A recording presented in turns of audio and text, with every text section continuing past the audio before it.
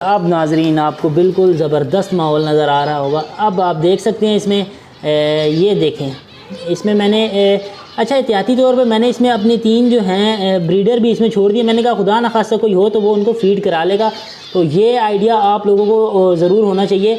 किस तरह का मौका हो, आपको डर लगा हो, हाफ़ चोंच भी क्लियर हो, तो आप उसमें अपने 2-3 ब्रीडर निकाल के जो कि ब्रीड पर ना हो तो उसको निकाल के केज में छोड़ दें ताकि वो खुराक करके इनको पूरा कर सकें। तो इसमें जो अस्सलाम वालेकुम दोस्तों, मैं हूं यासिर खटक और आप यूट्यूब चैनल देख रहे हैं यासिर बर्ड्स अकेडमी। तो दोस्तों एक नहायत इंपॉर्टेंट टॉपिक मेरे जहन में आया और मैंने सोचा कि यार इसकी आगाही बहुत पहले मुझे अपने व्यूअर को, अपने सब्सक्राइबर को, अपने चाहने वालों को दे देनी चाहिए थी। लेकिन जो है ज़ाहिर सी बात है पॉइंट्स जो हैं जहन में आते हैं उन पर वीडियो बनती है, तो ये थोड़ा लेट जहन में आया है।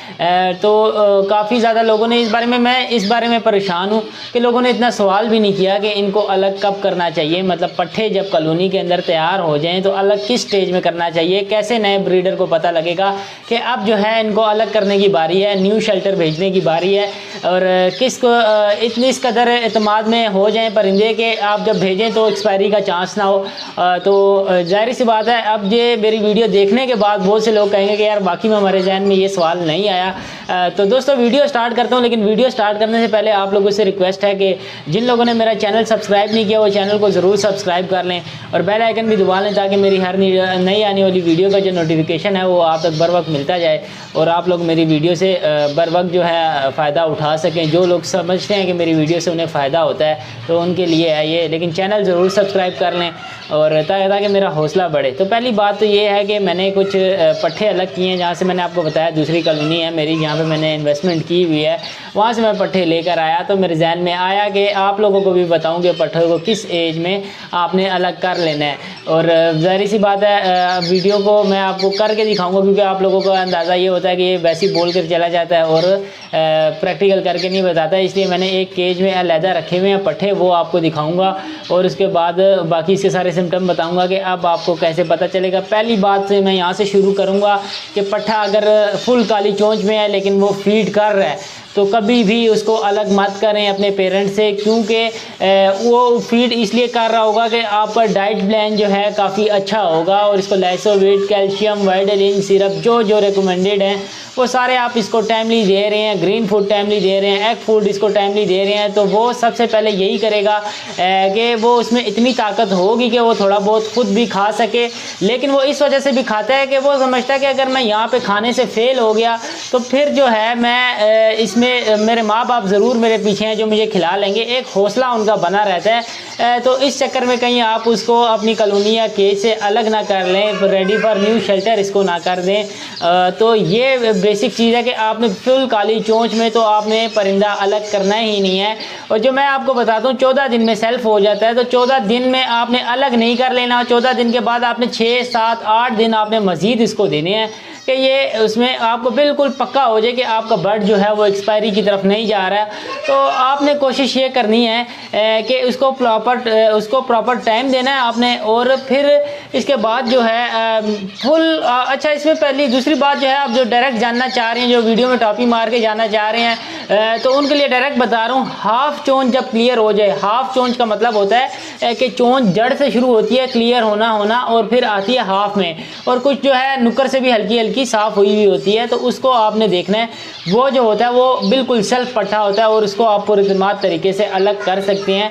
लेकिन आप उसको 1-2 घंटे कॉलोनी में फ्लाई करते हुए देख लें। कभी कभार परिंदा कमज़ोर होता है तो जिसकी वजह से वो लाल चोंच पर भी आके उस तरह उड़ नहीं पाता, तो उसको उस मौके पर जो है उधर कॉलोनी या केज के अंदर ही छोड़ दिया जाए ताकि जब तक फुल मुकम्मल तवन्ना ना हो जाए और उसको अलहदा से डाइट प्लान ना दो तब तक उसको अलग ना करो, क्योंकि उससे नुकसान होने का खर्चा है, क्योंकि फिर वो वीक होता चलता जाता है और फिर सफ़र के दौरान तो बर्ड वैसे ही ख़राब होता है। ये तो मैं आपको कार्गो के जो भी भाई कराते हैं मैं आपको उनको यही कहता हूँ कि आप जब सेल्फ बर्ड कलेक्ट करें तो वो सबसे ज़्यादा फ़ायदा है, वरना जो है सफ़र में आपका बर्ड जो है ख़राब हो जाता है। तो जो मैंने पट्ठे अलग किए हैं उनकी वीडियो मैं आप लोगों को दिखाता हूँ, उसके बाद आपको ज्वाइन करता हूँ।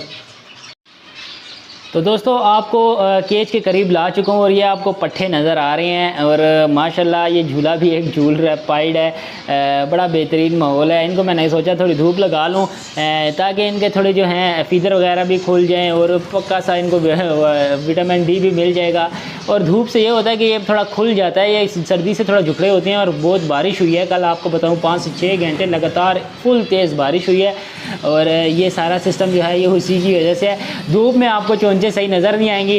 केज मूव करके देता हूँ, ट्राई करता हूँ कि अपने भाइयों को, अपने सब्सक्राइबर को सही अच्छा रिज़ल्ट दिखा सकूँ और फिर बात करते हैं। अगर इधर नज़र आए तो अब नाजरीन आपको बिल्कुल ज़बरदस्त माहौल नज़र आ रहा होगा। अब आप देख सकते हैं इसमें ये देखें, इसमें मैंने अच्छा एहतियाती तौर पे मैंने इसमें अपनी 3 जो हैं ब्रीडर भी इसमें छोड़ दिए। मैंने कहा खुदा ना खास्ता कोई हो तो वो उनको फीड करा लेगा।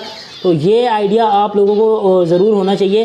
किस तरह का मौका हो, आपको डर लगा हो, हाफ़ चोंच भी क्लियर हो, तो आप उसमें अपने 2-3 ब्रीडर निकाल के जो कि ब्रीड पर ना हो तो उसको निकाल के केज में छोड़ दें ताकि वो खुराक करके इनको पूरा कर सकें। तो इसमें जो ब्रीडर मैंने इसमें छोड़ा था ये देखें, आपको ये मेल जो उधर जा रहा है, ये मेल जो है ये मैंने एक छोड़ा इसमें, इसके साथ ये फ़ीमेल छोड़ी है ये वाली, और एक इसके जो सर पे वाइट है ये फ़ीमेल छोड़ी।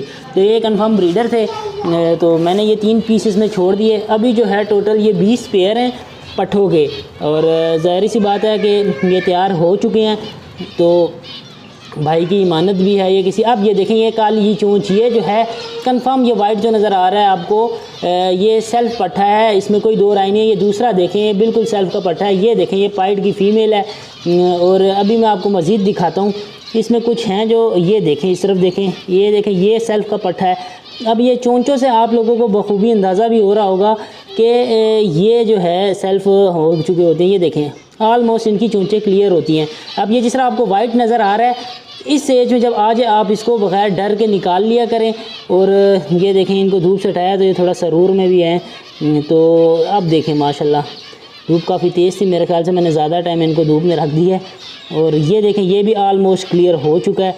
लेकिन जो अब देखें, मैं अभी इस मटकी के अंदर जो बैठा हुआ है ये देखें, ये बॉक्स में जो खा रहा है, इस एज में भी आप निकाल सकते हैं इसको, और ये खाएगा। देखें आपके सामने खुद ही कर रहा है फीड। तो आप इसकी चोंच जो है आपके लिए एक जो है मिसाल होगी।